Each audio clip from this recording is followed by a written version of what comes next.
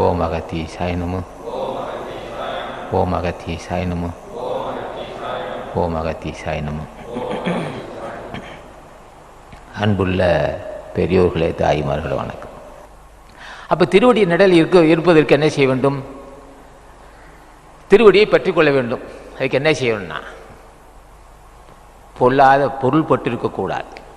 அதான் வள்ளுவன் சொல்வான் முதல் பாடல், நடுவின்றி நன்பொருள் வெகின்னா. நடுவின்றி, நடுநிலை இல்லாமல், நடுநிலை இல்லாமல் பிறர் பொருளை, நல்ல பொருளை, பொருள் வெகின்னு சொல்லியிருந்தால் அது சாதாரண சேர்த்தன் போயிடலாம். நன்பொருள், பிறருக்குரிய நல்ல பொருளை நடுநிலை இல்லாமல் விரும்பாதே. விரும்பினா என்ன வரும்னா, குடி பொந்தி குற்றமாங்கே தருன்னா, குடியும் கெட்டு போகும்னா.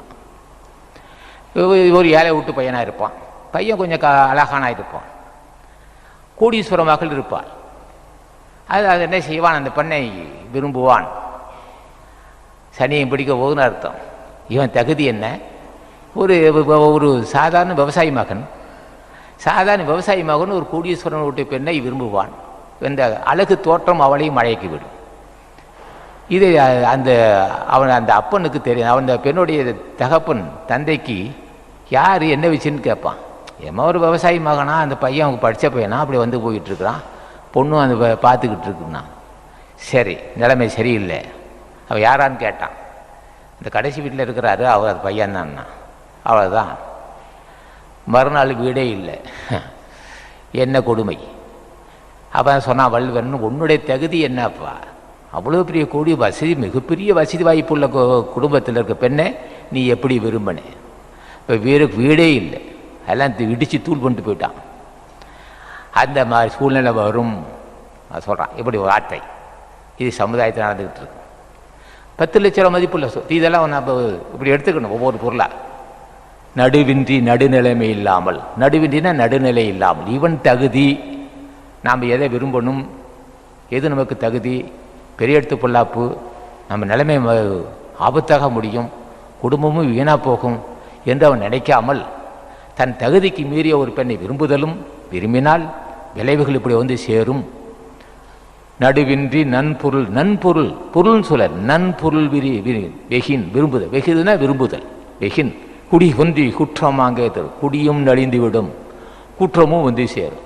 என்ன செய்வான்? வீட்டை மட்டும் அழிக்கவில்லை, பழைய அவன் மேலே ஒரு வழக்கு தொடச்சிருவாங்க. தொடச்சா அந்த குடும்பமே வீணாப்போம்.